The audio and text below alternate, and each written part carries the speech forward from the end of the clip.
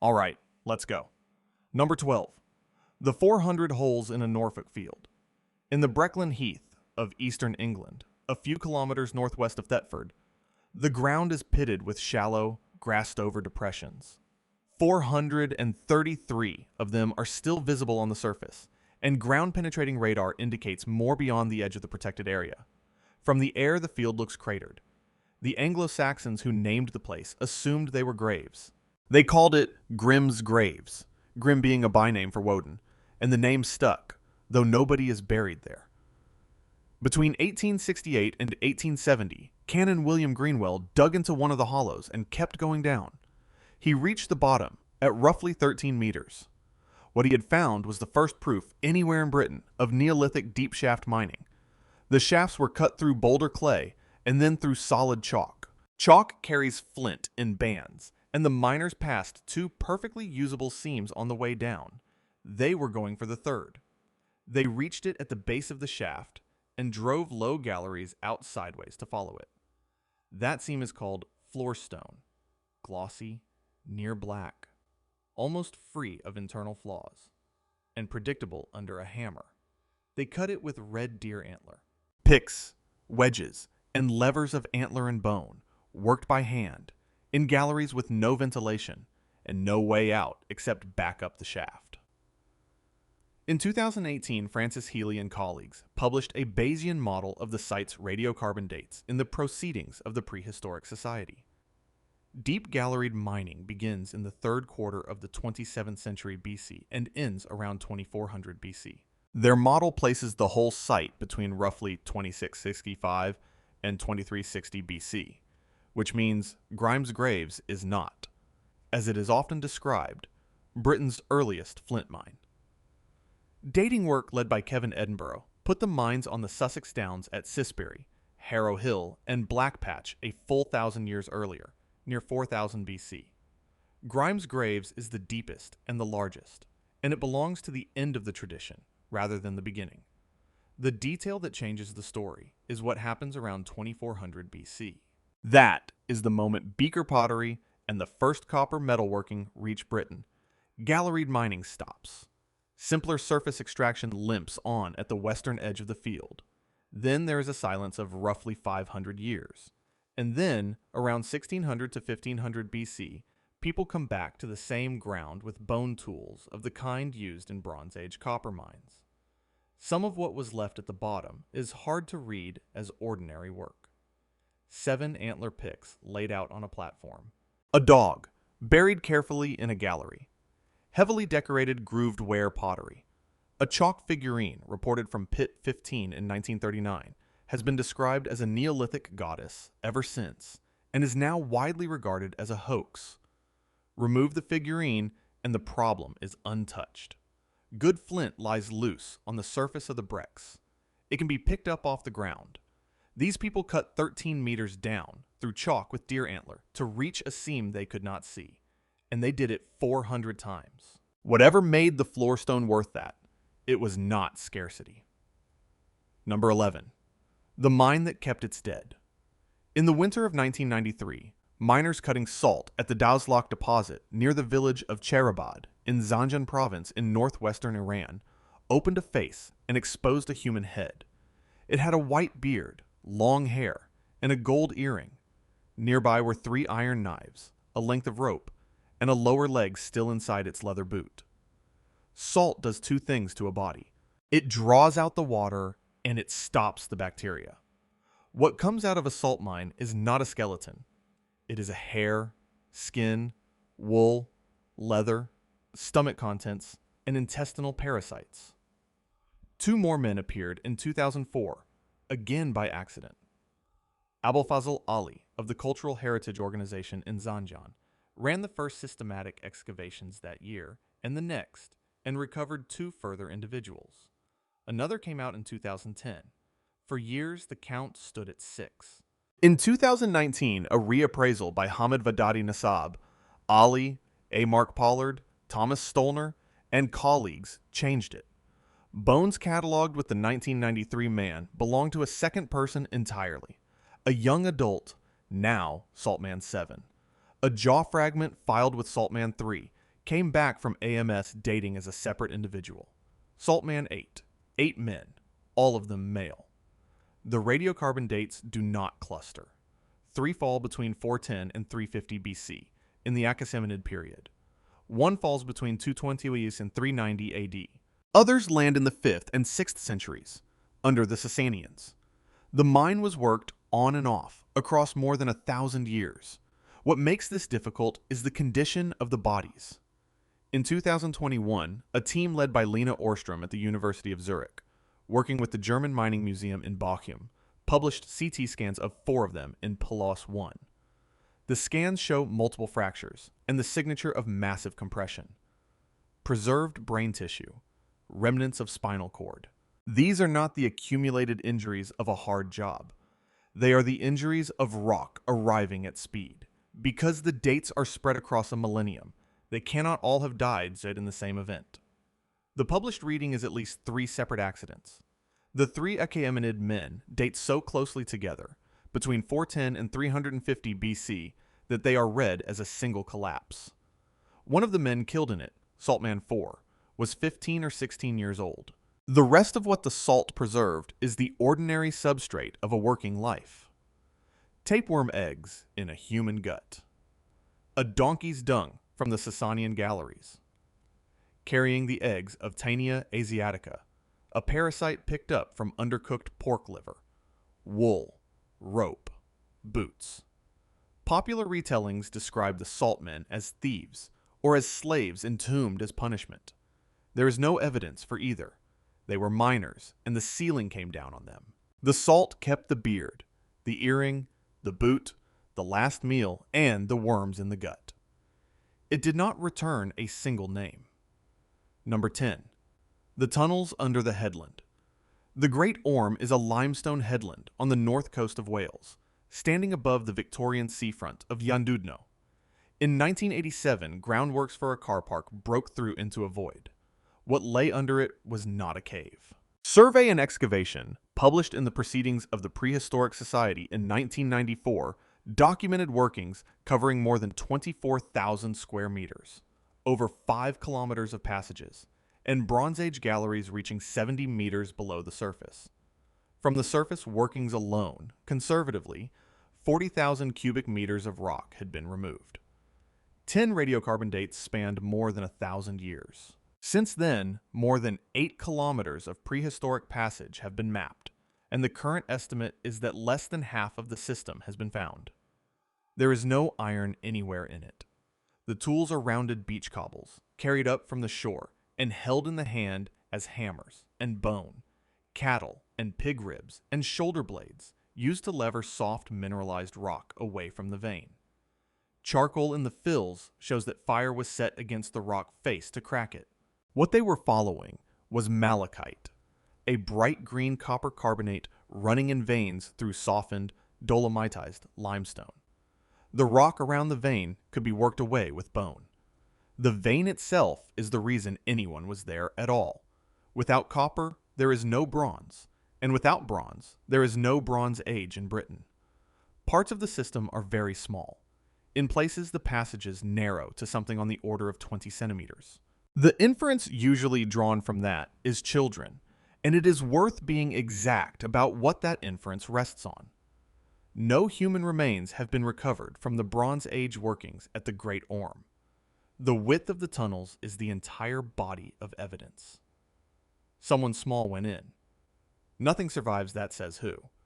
The scale of what came out was settled in 2019.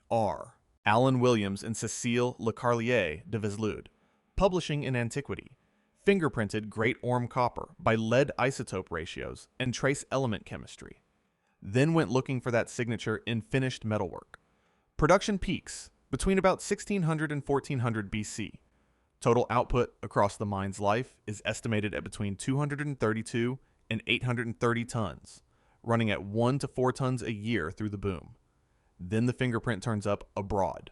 Shield pattern palstaves of the Acton Park type carrying Great Orme's chemistry have been identified in Brittany, in South Holland, and in Sweden. That is the pivot. This was not a local operation supplying a local smith. For roughly 2 centuries, a headland in North Wales was one of the significant copper sources of northwestern Europe, and its metal crossed the channel in the North Sea in quantity. Around 1400 BC, the boom ends. The workings are open today, lit, and walked through by visitors. The narrowest galleries are not part of the route. They are too small for an adult to enter, and they were extended from the inside. Number 9. The vein that made bronze possible. Bronze is copper, with roughly a tenth part tin. Copper ore is common and widely distributed. Tin is neither. It occurs in a small number of places on Earth, and for most of the 20th century, the question of where the Bronze Age Near East got its tin was one of the largest gaps in the archaeology of the ancient world. In the early 1980s, K. Aslihan Yener was surveying the central Taurus Mountains in Nigda province, southern Turkey, in collaboration with the Turkish Geological Survey. In stream sediment near the village of Kalalar, she identified cassiterite, tin oxide, in an unusual violet color. Most cassiterite is black, which is one reason earlier searches had come up empty. The source was a hill called Kestel. Inside it are about 1.5 kilometers of ancient underground workings, from which more than 4,500 cubic meters of rock were removed. Open pit extraction began around 3000 BC and went underground shortly afterwards. In places, the galleries are around 60 centimeters wide. 2 kilometers away, at Gultepe, Yener excavated the settlement that processed the ore, radiocarbon dated between 3290 and 1840 BC. It produced roughly 50,000 groundstone tools for crushing rock, and over a ton of crucible fragments whose vitrified interiors contain up to 4% tin. The evidence for deliberate concentration is in the numbers. Hematite and quartz veins at Kestel run to 7,900 parts per million tin, with cassiterite making up about 1.5% of the heavy mineral fraction. The hematite lumps carried 2 kilometers down to Gultepe averaged 2,080 parts per million tin. Ore was not being taken at random. It was being chosen underground by eye in the dark. The problem is that this is still a very poor tin ore, and that has kept the site in dispute for 4 decades. James Mooley and others argued that nobody would work a deposit this weak for tin, and that the real target must have been gold. Yener's position is that the operation solved the grade problem through crushing, gravity concentration, and crucible smelting, and that the residues in the crucibles are the proof. In 2021, Wayne Powell, Yener, and colleagues published a mineralogical analysis of the mine sediments in minerals, identifying 27 heavy metal-bearing species and concluding that cassiterite was the commodity being pursued. Human burials were recovered from the workings, reported to include children. The number, the ages, and the cause of death have never been securely published, and nothing should be built on them. What is not in dispute is the wider situation the mine sits inside. In 2022, Powell and a large team published in Science Advances an analysis of 105 tin ingots from the Uluburun shipwreck, a vessel that went down off the southern Turkish coast around 1320 BC carrying roughly a ton of tin. About 2/3 of it traced to Anatolian sources, including the Taurus. About a third traced to Central Asia, to deposits in Tajikistan and Uzbekistan, thousands of kilometers east. In 2023, Daniel Berger and colleagues published a detailed rebuttal arguing that the Central Asian attribution does not hold, and that Cornwall is the more probable source. That argument is unresolved, and it is the long-distance version of the same question the mountain raises. Whatever Kestel actually yielded, someone crawled 1.5 kilometers into it through passages 60 centimeters wide, 5,000 years ago, carrying fire. Number 8. The Sphinx from the turquoise mines. In the winter of 1904 and 1905, Flinders Petrie and Hilda Petrie were working on a sandstone plateau in southwestern Sinai, about 10 kilometers north of the older mines at Wadi Magara. Among thousands of votive objects, they recovered a small sandstone sphinx. On one flank were Egyptian hieroglyphs. On the other was a short line of signs that were not hieroglyphs at all. An ox head, a house, an eye, a zigzag of water. The object is catalogued as Sinai 345. The site is Serabit el-Qadim, and its business was turquoise. Egyptian expeditions came here from the Middle Kingdom onwards, and around the mines they built a temple to Hathor, Lady of Turquoise, founded under Senwosret in the 20th century BC. A rock-cut chamber known as the Cave of Hathor was carved under Amenemhat III and Amenemhat IV.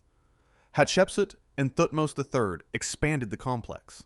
Standing stelly line, the approach routes like a small forest. The inscriptions continue down to Ramesses VI, and then the temple is abandoned. Egyptian expeditions wrote in Egyptian. The signs on the Sphinx are not Egyptian, and there are roughly 30 such inscriptions at the site. In 1916, Alan Gardner published the reading that opened them. His key was the acrophonic principle.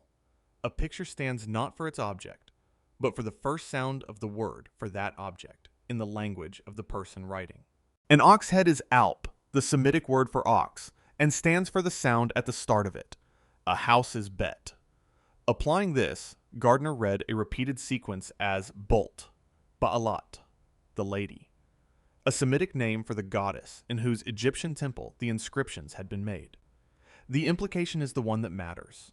The people cutting these signs were Semitic speakers working in an Egyptian mining operation. They were surrounded by hieroglyphs.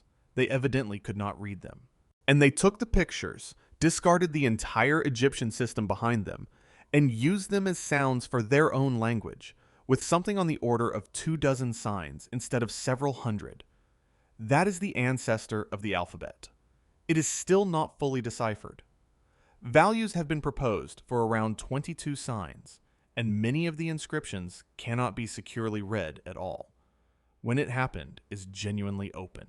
Orly Goldwasser argues for an early date, around 1850 BC under Amenemhat III, with the invention belonging to Canaanite workers in the mining camps. Comparable inscriptions on a desert road west of Thebes at Wadi el Hol, found by John and Deborah Darnell, support a Middle Kingdom horizon. Others place the Serabit texts in the New Kingdom mining phase, 3 centuries later, which would shift the invention out of Egypt and toward Canaan. There is no organic material in a carved rock face, so there is no radiocarbon, and the dating rests entirely on archaeological context and letter forms. The one securely dated fixed point, anywhere in the early sequence, is a small inscribed sherd from Tel Lachish, published by Felix Hoffelmeyer and colleagues in 2021, and radiocarbon dated to around 1450 BC. The turquoise left Sinai and was worked into jewelry, and most of it has long since been dispersed or lost. What actually survived those mines is the writing. The ox head tipped onto its back and became alpha, and then A. The house became beta, and then B. Every alphabet descended from that line still carries shapes first cut by workmen on a mining plateau in the desert, including the one this sentence is written in. Number 7. The Rio Tinto. The Rio Tinto rises in the Iberian Pyrite Belt in Huelva province, in southwestern Spain, and runs 92 kilometers to the Atlantic. It is deep red. Its average pH is around 2.3, and near the headwaters it approaches 1. Dissolved iron averages around 2 grams per liter, orders of magnitude above an ordinary river. The banks are crusted with jarosite, goethite, and hematite, and that is where the color comes from. People have been taking metal out of this ground since the 3rd millennium BC. Extraction intensifies between 1200 and 900 BC. Underground galleries are documented from the 7th century BC. Under Rome, between roughly the 2nd century BC and the 2nd century AD, the district was worked at industrial scale, on the order of 3.5 million tons of sulfide ore. British capital arrived in 1873, and the mines gave their name to one of the largest mining companies in the world. The obvious conclusion about the river is that 5,000 years of mining turned it into acid. That conclusion is contested by the people who know it best. Ricardo Amiles, at the Centro de Biología Molecular Severo Ochoa and the Centro de Astrobiología in Madrid, has argued for decades that the acidity is not an industrial byproduct, but a natural geobiological process. Bacteria in the buried pyrite ore body oxidizing sulfide and generating acid from below. Between 2003 and 2006, a joint project with NASA Ames drilled boreholes to 165 meters and found an anaerobic subsurface community, dissolved methane and hydrogen with groundwater near pH 3. 5. Far less acidic than the surface river.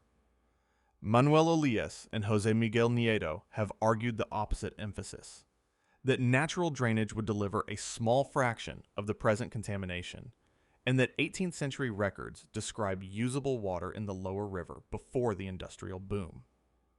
Both readings are published and defensible. The safer conclusion is that the process began naturally and has been enormously amplified. The river has a second life because of it. Jarosite and hematite are the mineral pair. NASA's Opportunity rover identified at Meridiani Planum on Mars in 2004, and Rio Tinto has been treated as a Martian analog ever since. More than 60% of the biomass in the basin is not bacterial, but eukaryotic algae and fungi and diatoms living in water that dissolves metal. The most complete record of what happened here is not in Spain. In 2018, Joseph McConnell and colleagues published in the Proceedings of the National Academy of Sciences a lead record from the Ingrip 2 ice core in northern Greenland, resolved to less than a year, running from 1235 BC to AD 1257. European lead emissions climb with Roman expansion and peak in the 1st century AD at an average of about 1.1 kilotons a year. The isotopes are consistent with Iberian sources among others, and the curve is not smooth. It drops during the Sertorian War in the 70s BC. It collapses after AD 165, with the Antonine Plague. Silver production in Roman Spain is legible 4,000 kilometers to the north as a chemical trace in Greenland ice. When the empire's cities were full, the line rises. When plague moved through them, the line falls. The Roman galleries at Rio Tinto are flooded or gone. The river is still running, still red, still acidic, still being sampled by people building a model of Mars. And the years the mines were busiest are still there in the ice, recorded in a country the miners never knew existed. Number 6. The map that knew what the mountain was made of.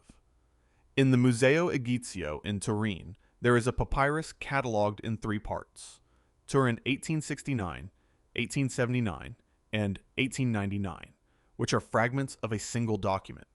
Reassembled, it was originally something over 2 meters long. Across it runs a valley, drawn in plan, flanked by rows of rounded hills painted in different colors, with notes written between them in hieratic.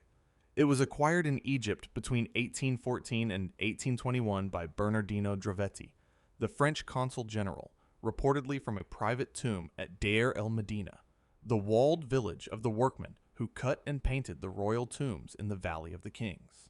Drovetti's collection was bought by Charles Felix of Sardinia, and the Turin Museum was founded around it in 1824. The document dates to about 1150 BC, in the reign of Ramesses IV, and it was made for a specific job: the King's Year 3 expedition to Wadi Hammamat, in the eastern desert between the Nile and the Red Sea. A stela from the Wadi records the size of that expedition at 8,162 men. The map covers about 15 kilometers of the Wadi, including its junctions with Wadi Atala and Wadi El Cid. Marked on it are the quarry for bacon stone, a hard, dark green metagrey waka used for statues and sarcophagi, a settlement of 4 houses for the gold workers, a temple of Amun, a monument of Seti Werfers, a cistern, and a well with a wall around it. One of the annotations refers to the mountains of gold. The detail that changes the object is the color of the hills. They are not painted decoratively. The hills flanking the quarry are one color, and the hills carrying the gold-bearing quartz are another, and on the ground that distinction is real. Dark metagrey rock on one side, granite on the other. The map encodes rock type. That is why James Harrell and V. Max Brown, writing in the Journal of Geology in 1992, called it the oldest surviving geological map in the world. Harrell's reconstruction, which repositions several of the fragments, shortens the whole document to about 210 centimeters. There is more in it than geology. It records where the water was, where the men would sleep, which monument stood where, and how far apart the two resources lay.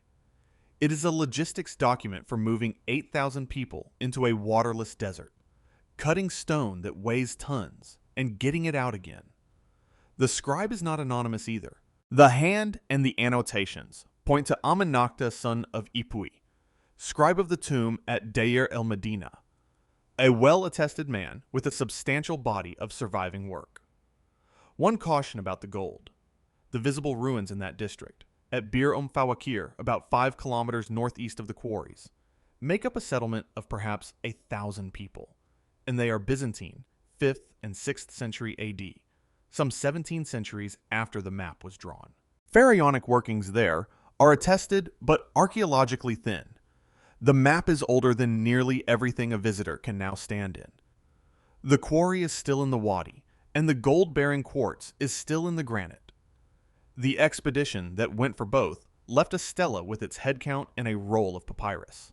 And the papyrus is in a case in Turin, in pieces, with a desert valley drawn across it in green and pink by a man whose name we know. Number 5. The silver that bought a fleet. In 483 or 482 BC, crews working the hills of southeastern Attica cut into a new body of ore at a place called Maronea, and the Athenian state found itself holding a surplus of 100 talents of silver. The district is Laurion, about 50 kilometers from Athens, and the ancient workings are spread across roughly 200 square kilometers. Around 700 shafts have been recorded, along with some 200 ore processing installations. The ore is argentiferous galena, lead sulfide carrying silver, concentrated at 3 contacts, where marble meets schist. The third and deepest contact was the rich one. The shafts were cut by hand with iron chisels, square in section, with footholds notched into the walls, and some go more than 100 meters down. Systematic underground survey began only in 2001, led by Denis Morin of the Université de Lorraine, examining shaft geometry and how the system was ventilated. The galleries that follow the ore are frequently too low to stand in, or to kneel in. Above ground, the engineering is more impressive than below it. The washeries are rectangular installations with channels and settling tanks arranged in a closed circuit, so that water used to separate crushed ore from waste was captured and used again. Each was fed by a cistern collecting winter rain. Attica is dry. Water, not ore, was the limiting resource, and the entire industry was built around recycling it. What happened to the 100 talents is the reason anyone outside archaeology knows the name Laurion. The default proposal was distribution, 10 drachmas to every citizen. Themistocles argued instead for warships. Herodotus says 200 triremes were built. The Aristotelian constitution of the Athenians says 100. Herodotus also notes that the ships were voted for a war against Aegina, not against Persia, and the Persian foresight is his own retrospective framing. 3 years later, at Salamis, Athens put 180 ships into the strait. Everything that follows from that day, the wrecking of Xerxes' fleet, the Delian League, the tribute, the building program on the Acropolis, the navy that made an empire out of a city, follows from a seam of lead ore in the corner of Attica. The other half of the account is who cut it. The mines were state property, leased to private operators, and the lease records survive as inscriptions from the Athenian agora. The labor was enslaved. Writing around 355 BC, Xenophon records that Nicias owned 1,000 mine slaves and rented them out to a Thracian named Sosias at 1 obol per man per day, net, with Sosias contractually obliged to replace any who died. Hipponicus had 600 out on the same terms. Philemonides had 300. Xenophon's own proposal was that the state should build up a public holding of 10,000. Estimates of the workforce in the late 5th century run between 10 and 20,000. They are estimates. Nobody counted. After the Spartans fortified Deceleia in 413 BC, Thucydides records that more than 20,000 slaves deserted, most of them skilled workers. he does not say they came from Laurion. That identification is a modern addition, and mining in the district demonstrably continued into the 4th century. In 2025, an isotopic study of 52 archaic Athenian tetradrachms by Gillen Davis, John Blichert Toft, and colleagues found that most were struck from Laurion ore mixed with a single older, non-Laurion source, evidence that the rich third contact was found not long before 483 BC. The cisterns are still on the hillsides, and the washeries, and the shaft mouths, some of them still open. An enormous body of Athenian writing survives alongside them. History, drama, philosophy, law, and the mine leases themselves. Not one line of it was written by anyone who went down. Number 4. Khirbet-en Nahas. The ground at Khirbet-en Nahas is not soil. It is slag, black and vitreous, covering roughly 10 hectares of valley floor in the Wadi Araba of southern Jordan, at the foot of the Adamite escarpment. The name means the ruins of copper. In the middle of the black stands a square fortress, 73 meters on a side. Copper has been taken out of the Fainan district for something like 6,000 years, beginning in the late Neolithic and Chalcolithic, running through the Bronze and Iron Ages, into the Nabatean and Roman periods, and on into Byzantine times, when the place was called Phaino, and the empire used it as a penal mine. Condemnation ad metalla, sentencing to the mines, was a capital sentence carried out slowly. Men were sent to Phainon to work until the work finished them, and the 4th and 5th century Christian writers who mention the place, Eusebius among them, describe it in exactly those terms. Isotopic work on the camp cemetery complicates the picture. Most of the people buried there appear to have been local, not deported. The scale of the Iron Age operation is what makes the site unusual. Copper ore has to be roasted, smelted at well over 1,000 degrees with charcoal, and tapped as molten metal. And every kilogram of copper leaves many kilograms of slag behind. The black ground is the arithmetic of that process, repeated for centuries, in a valley whose scrub could not sustain it.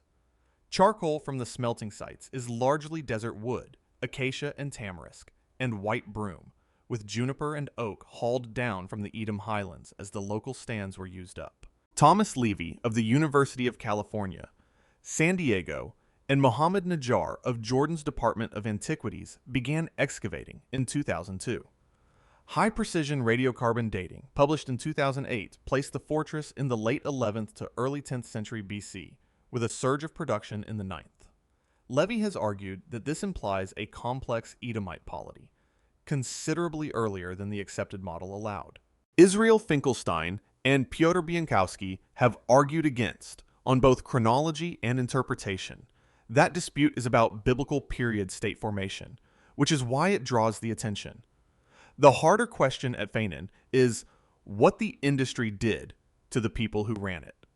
Smelting copper ore releases lead, arsenic and copper into air, soil, and water.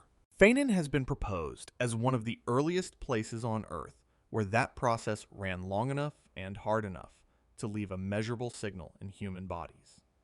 In 2005, F.B. Pyatt, John Grattan and colleagues published analyses of Bronze Age and Byzantine skeletons from the valley and reported high metal loads in bone and teeth.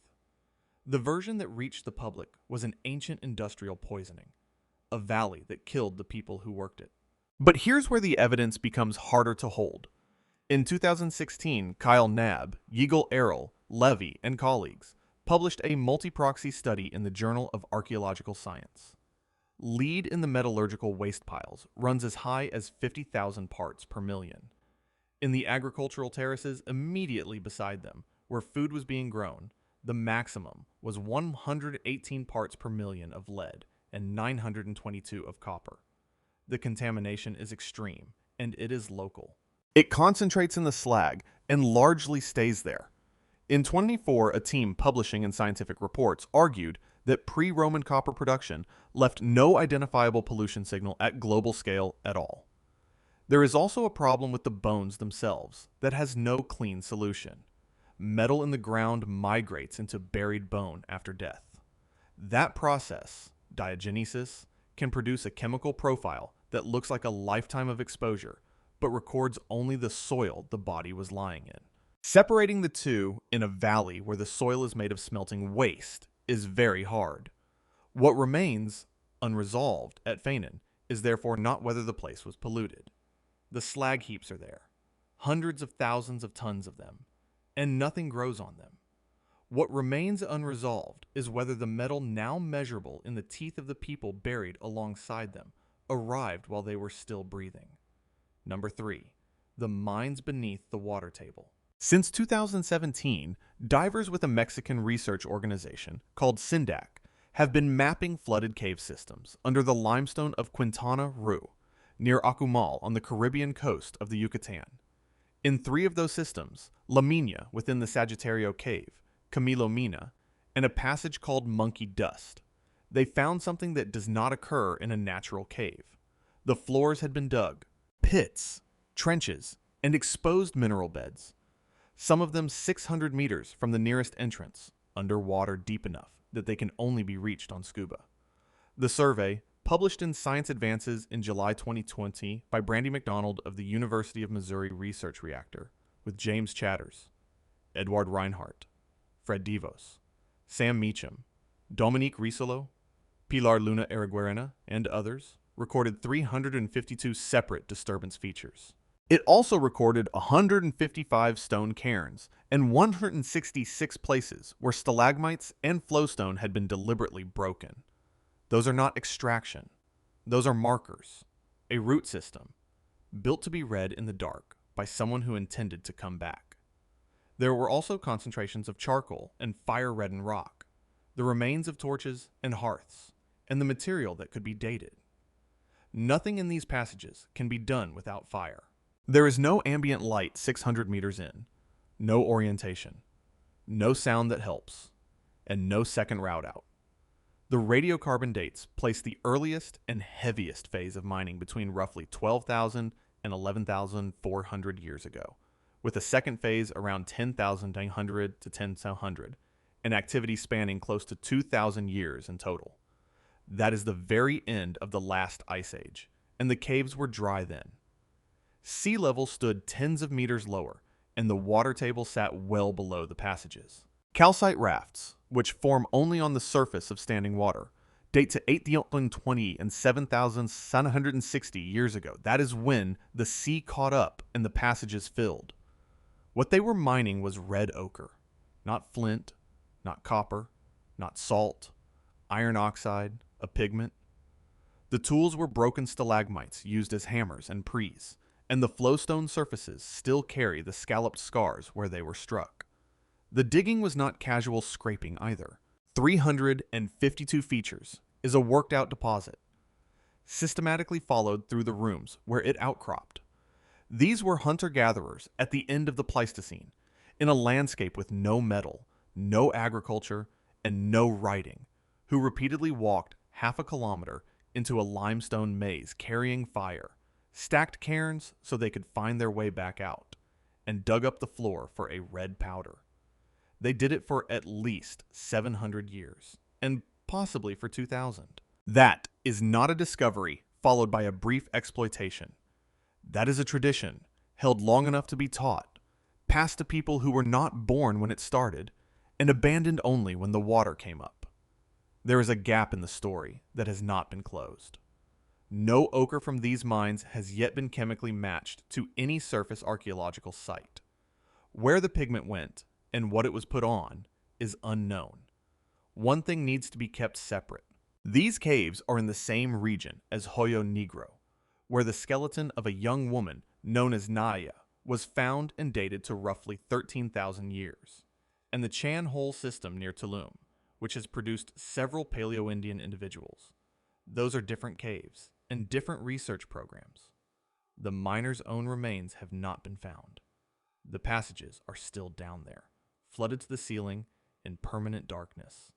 The pits are still open. The cairns are still stacked where somebody set the last stone on top.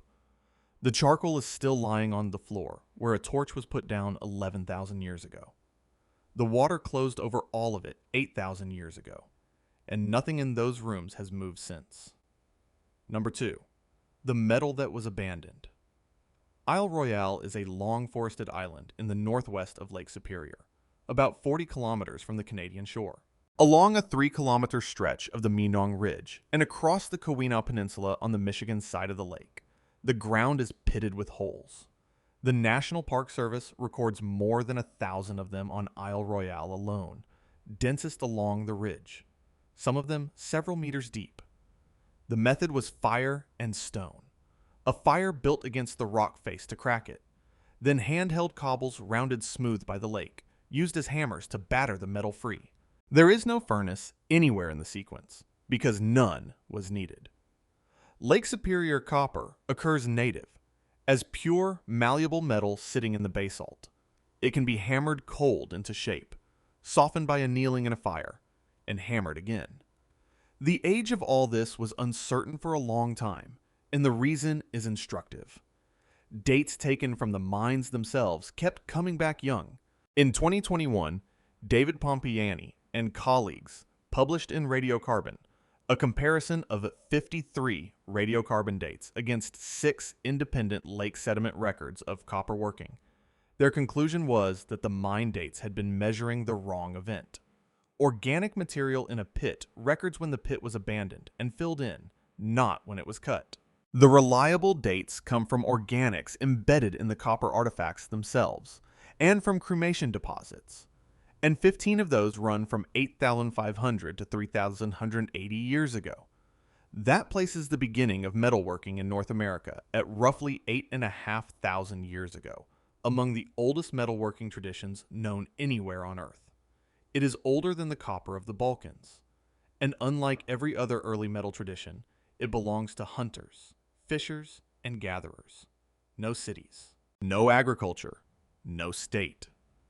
The lake sediments agree with the artifacts. Lead rises in Copper Falls Lake around 8,000 and again around 7,000 years ago, in Lake Manganese around 8,000 and 5,000, and in McCargo Cove on Isle Royale between 6,500 and 5,400. The pollution record and the tool record describe the same industry.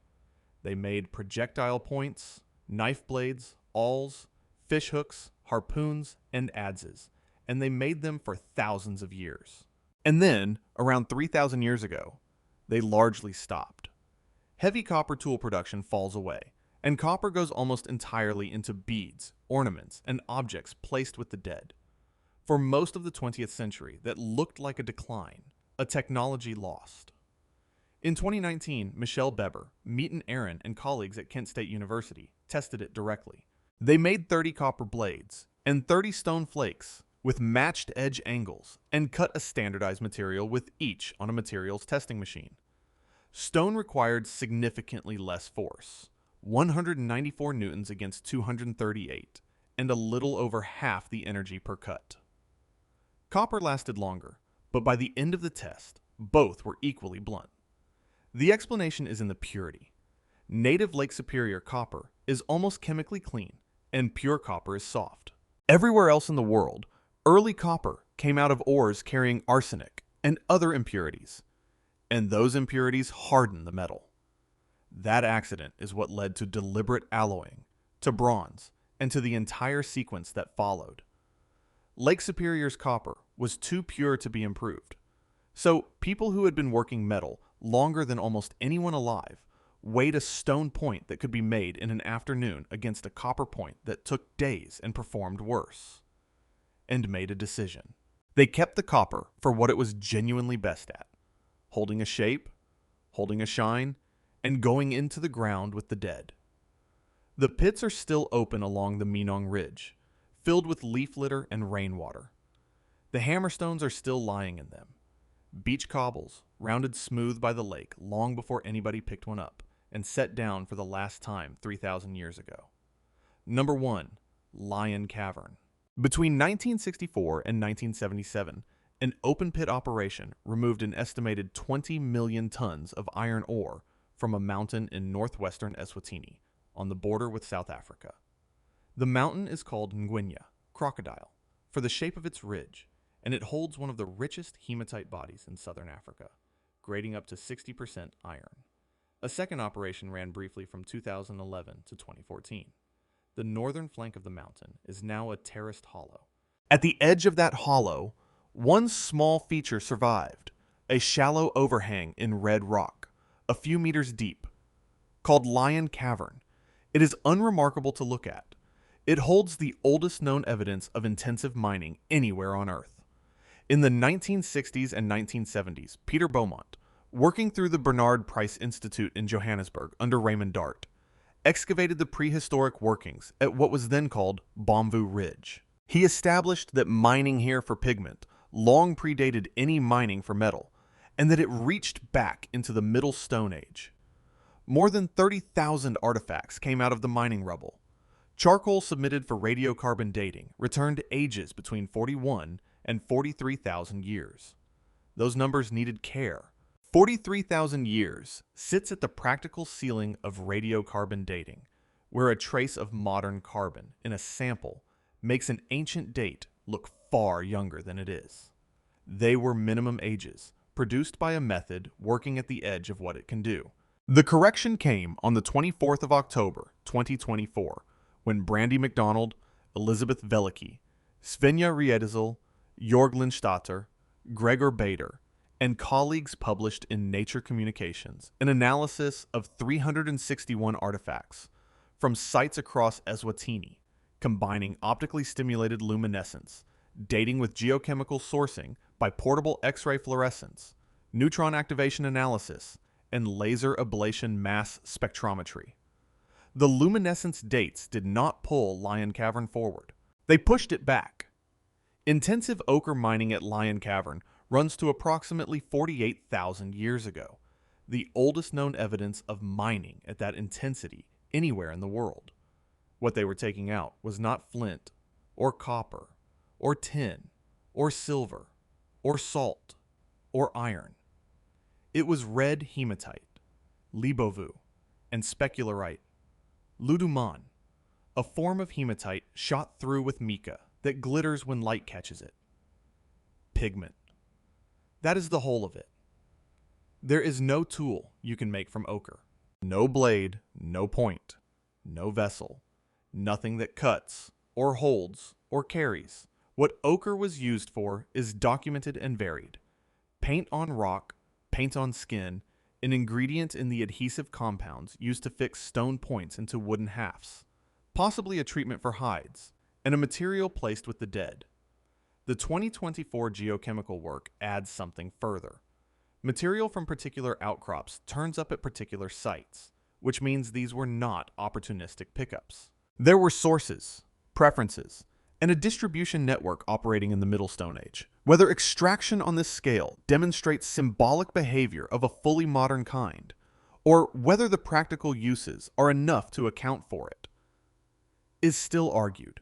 Both positions have to accommodate the same fact. 48,000 years ago, people in southern Africa went into a hillside, repeatedly, across a span of generations, nobody can count, and carried out something whose only certain property is that it is red. Set that against the rest of this list. The silver at Laurion is 2,500 years old. The tin at Kestel, 5,000. The flint at Grimes Graves, 4.5. The ochre at the bottom of the Yucatan, 11,000. Laurion Cavern is older than all of those put together. It is 37,000 years older than agriculture. It is more than 30,000 years older than the painted ceilings of Lascaux. It is roughly 43,000 years older than the first writing of any kind. The first thing our species dug into the earth for, in quantity, at depth, at risk, in the dark, before metal, before anything that could be eaten or traded or fought with, was color. Most of Nguenya is gone now. 20 million tons of it left the mountain by truck in 13 years, and what those trucks carried was the same mineral, hematite, taken for iron, for steel, for industry. The people who opened that hill 48,000 years earlier were standing in the same ore body and wanted something else out of it entirely. In Eswatini, red ochre is still in use. It is worn in ceremony. It is mixed with fat and painted onto a bride on her wedding day. The place it first came from is a low opening in red rock at the lip of an industrial pit, a few meters deep, easy to walk past without seeing. The people who opened it left no name, no language, and no account of themselves. They left the hole, and they left the color, and they left the fact that they thought it was worth going in for. If you want to see more videos like this, click the video on screen now, and make sure to subscribe,